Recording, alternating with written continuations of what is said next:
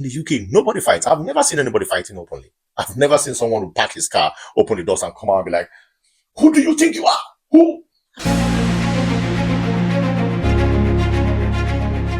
Hello there, and welcome to EpicTube. My name is Fred, and today is going to be a big one. Today we'll be going straight into discussing some of those reasons in the UK why people get angry unnecessarily. So the topic today is going to be reasons why enemies are created and relationships broken in the UK. So this may actually sound like something that is a familiar territory to a lot of people. Like, oh no, this is a topic that most people right now will be cringing, like when they just think of something that happened between them and someone very close to them. There is no base to it. Like, there is just no reason to why you guys have parted, why you guys are quarreling, why your relationships are broken. But I think I would want to dive into some of those reasons that I've also experienced and I've also perceived in the UK, where people just get unnecessarily so, on a different edge in terms of being very angry with you, in terms of having your relationships with them broken. And the reasons will not be far-fetched from what you at home watching this video just now would have actually thought this would be. And because this is going to be an interactive session, you could also leave your comments in the comment section in regards to experiences you've had and things that are in line, experiences that are in line with what we're discussing today. So you can also let a lot of people understand that these things are very, very unnecessary. Some of the reasons here will actually baffle you. They will actually just make you feel so really low, because these are reasons that I, for one, actually don't take them to be anything but people in the UK, a lot of us Africans, I'm really sorry to say though, we actually pick this to be something very serious. I understand that a lot of people are going through a lot of challenges. Like, there is a lot of challenges. Like, whew, it's terrible. But let's kick into it, okay?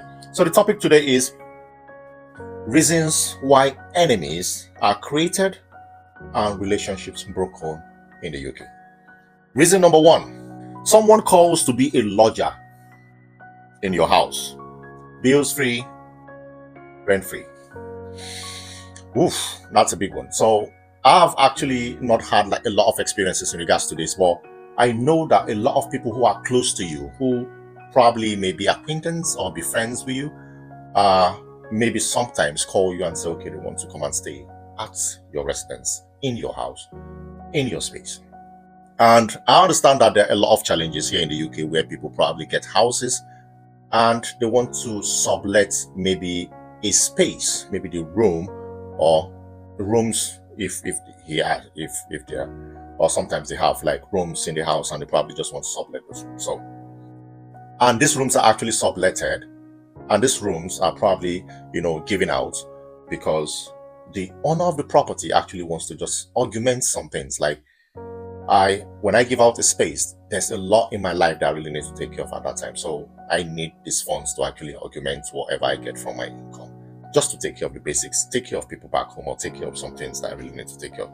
Then you have a friend who walks up to you, who comes to your house and says, please, can I stay in your house for a month, or can I stay for 2 months? So you could actually be willing to do like a week, maybe 2 weeks. Even at that, you're trying to just sacrifice, you're trying to inconvenience yourself, you're trying to inconvenience a lot of things, you're trying to just break some of those, those simple rules or basic rules in your house, just to accommodate this friend or this acquaintance. And sometimes they want more. So a friend tells you, I want to stay in your house for 2 months, please, I'm just trying to get myself sorted, which is fine, but right now I can't help you. Like, I have people in my house. And even if I don't, the space I have in my house, I want to actually give out to somebody who's going to pay me £400. And someone even comes, or one of your friends actually comes and says, okay, I'll pay you £200. Bro, my budget for this space is £400. Well, I really have issues. I really have things I need to sort out. So somebody comes and pays me in like 3-4 months, I'll be able to sort this out. That's why I actually have that space to give out. It doesn't sit well most of the times with people we call our friends, because in the UK, when someone actually asks for such a favor like being a lodger in your house and you decline, it's a big problem. It's a big problem. Like, The person really gets angry with you. The person does not want to understand where you're coming from, whatever issues you have, your personal problems, the person does not care. At that point, the person just wants that his requests should be met. And you said no, and that's a problem. Enemy number one. Two, someone calls to ask for money. This is very familiar. Like, this is, who doesn't go broke? Like, we ask for money all the time. But the essence of this video is to actually outline why we start getting mad at people who cannot help us financially. It's crazy. When you ask someone, you call someone up and like, bro, I beg, if you help me with like £200. Is that too much? Okay, let's start with like, let's say £50. And the person honestly tells you, bro, I don't get £50. And you are so, you have this, is this self-entitlement, or you are so sure that this guy has these funds. He should be able to have these funds. Of course, he should be able to help me out. He doesn't have. He's just been very, I don't know, even if he's been deceitful, he doesn't have. So why get mad at people when they tell you they actually don't have? Like, I know a number of times where I've actually gone down completely and I want someone to actually lift me up. Everybody have been there. And if I'm being told no, it's normal. I don't just start looking at this person and feeling like, okay, you have and you don't want to give me because maybe I'm this, but probably you give to someone else or something. I don't take it that personal. You know, there are times where you actually want to, get that help that you need and you don't get it. You probably feel a little bit bad or you feel bad. But you want to look at it in a different way that I don't think this should be his problem. It's my problem. So I should go worry or I should go stress. It's just myself and just leave this dude out of it. But a lot of the times, enemy number two is being created. Like, you start beefing with this guy. You start beefing. And the UK is not like Nigeria where you can actually be at work and someone calls you and you just tell your manager, bro, so they come and you leave. The UK is a place where, just like other Western countries, they are very strict, very strict, very strict. You come late to work, it's a problem. You act very weird or very lazy at work, or you're not just too straightforward at work, you're being sacked, you're being queried, you have like a warning in your file. There are a lot of things that go wrong when you actually just derail a little in the UK. And that's why a lot of people pay a lot of emphasis on things that should be done right in the UK. So if somebody says I don't have money because he's trying to be very careful with how he spends his money and how he's taking care of things back home, why beef such persons? Why get angry? I understand that a lot of us actually have alliances where you feel someone actually should be able to help you because you have a lot of stuff in common. He's your friend, he's your everything. You should actually have that. But it is not your money, it is his. Your friendship is there for a reason. If I really don't know how to put this, but I know some of you actually have been there and you could actually relate more. You can leave some of your experiences and comments in the comment section so that some of my subscribers and viewers can actually understand what we're talking about. So it gets to that point where it becomes very weird. It becomes very terrible. Like, it just doesn't make sense. If somebody tells you no, the person now becomes an enemy. Why? That's two. So number three, when you disagree with someone's opinion. Like, this is not, I don't think this is very common though, but I know some of you have experiences in regards to this. So a lot of the times you're actually hanging out with friends and someone brings up an opinion that is not right and you want to just let them know that I don't think that's true, bro. I don't think so that in adult. No. How you will say person stay for UK for 6 years, they're eligible to apply for indefinite leave to remain. But still, 2 years. Like, bro. And this guy now gets very angry. Like, not like physically, not like in your face, but he begins to just, you could actually just see that this guy does not want to be either faced or he does not want to be argued with. He does not want to be told that some things are wrong. He just believes that everybody who listens to him should say yes to everything he dishes out. It doesn't work that way.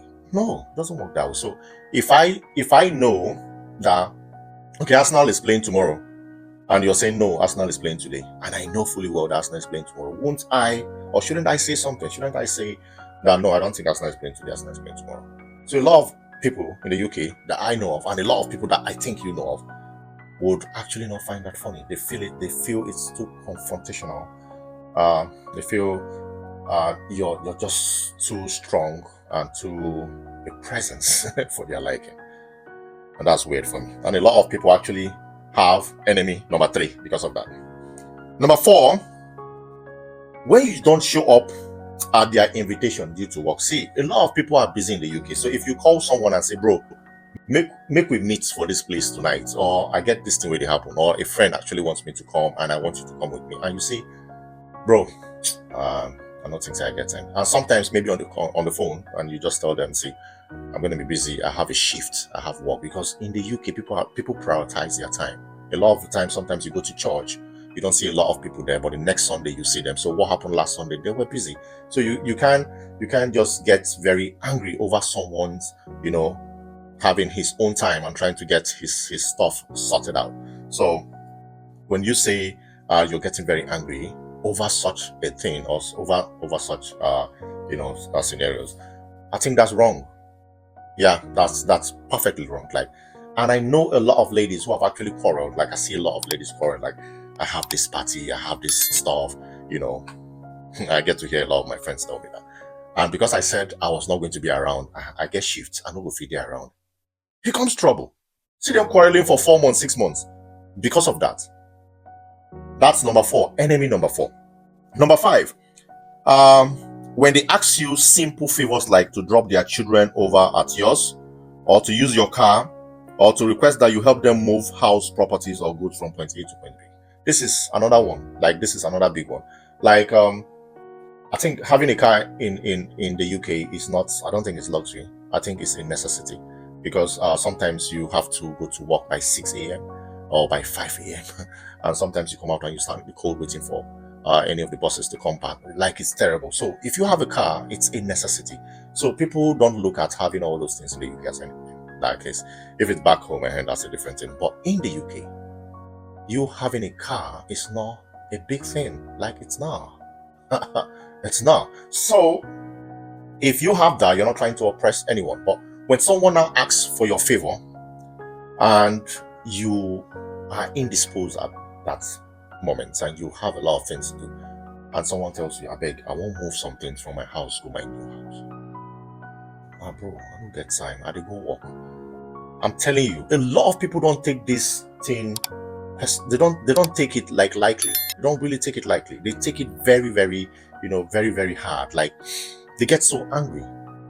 And I'm telling you, these are some of the reasons a lot of people have enemies in the UK. You may think it's actually very simple. It's not. To a lot of people, it's not. Like, when they ask you for a favor and you don't oblige, it's a problem. Like, it becomes a very big problem to a lot of people. So if somebody now calls you and says, okay, please, Evelyn, how far? Please, if you help me come carry some of those things. Like, the person has not given you time, like, ahead for you to plan. The person calls you like today that he wants this taken care of tomorrow, and you are not able to do that. That's a big problem. Some of these reasons I'm giving you, it's not like on every occasion you actually get to have this happen. But I'm telling you, some of those things I've actually heard in the UK, where when you get to hear that this guy is having a fuse with this guy, some of those reasons fall within these reasons I'm giving you.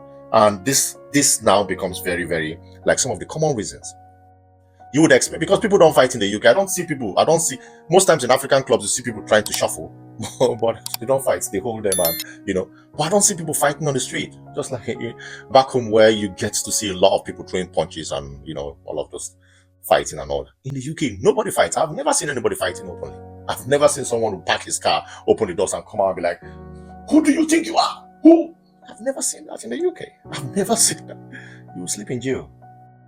And that's why a lot of people don't even like traveling now, because they just don't want that aspect of their life to be distorted. So that's, by the way, that's a different topic. Enemy number 6, age and status factor. Let me say, I'm trying to do gestures, some funny gestures. Oh no, this is very terrible. Like, age and your status. Age and your status. What am I saying? See, a lot of people feel entitled because they are older in the UK. So when you come around them, you need to pay respect. You need to show respect. So when you talk around them, you'll see an aura or a cloud of a certain display of age around them. So you need to pay respect to that character. If you don't, they see you as being disrespectful. And let's say you guys were even hanging out and you guys were maybe pals. That begins to shift. And the person now begins to see you differently. The status thing is people feel they were this back home and now they are this. But they want to make you understand that if not for this, you wouldn't be talking to this person who was back home like this. So it's terrible. Like, it's terrible. So I know a lot of people were doing well back home. And if you ask me, they're still doing well here. They're doing much better. Yeah, because a lot of those challenges you had back home, you don't have them here. You don't have them here. That will be for a different video where I would explain some of those challenges that we have back home that we don't have here. And that it gives you a lot of, rest, peace of mind. Like I said, that's going to be for a different video. So when you walk up to a lot of people, you have friends around you and they begin to have that age and status factor as a reason why you people, cannot flow normally. It becomes a problem. And sometimes when you cross the line, you quarrel big time. I know where I actually went to an African bar where someone was actually arguing with one of my friends and was telling him, do you know who I am? So you're very lucky. You're very lucky to be back home with it. And for sure you who I be. So the guy too now stood up and said, who you be? So now calm them down and all of that. This is the UK, you don't do that. Back home, maybe you can actually get that sorted. So if you ask me, these 6 reasons are some of the common reasons why people have enemies and relationships just break every day because of these funny reasons. I know this actually sounds weird to a lot of people listening, and I just want to believe that some of you have your experiences that may not just be within this, but could also just sound very funny and could be reasons why people's relationships are actually, very sustainable, broken, enemies and all that. Please go in the comment section. Tell me some of the reasons that you think are very, very common or peculiar, or that you've actually experienced, that enemies and relationships are either created or just broken in the UK, like very, very, very physically. Why? Please. And also, if you're just watching this and you actually like what we're doing, please, I would just want to urge you to subscribe to the channel so we can actually be churning out very beautiful and wonderful videos like this. We actually want to do right. This is EpicTubeMoments, and we actually want to be bringing like the best content on Tube, and that's why we're EpicTubeMoments. Thanks for watching, and I'll see you next week. Bye.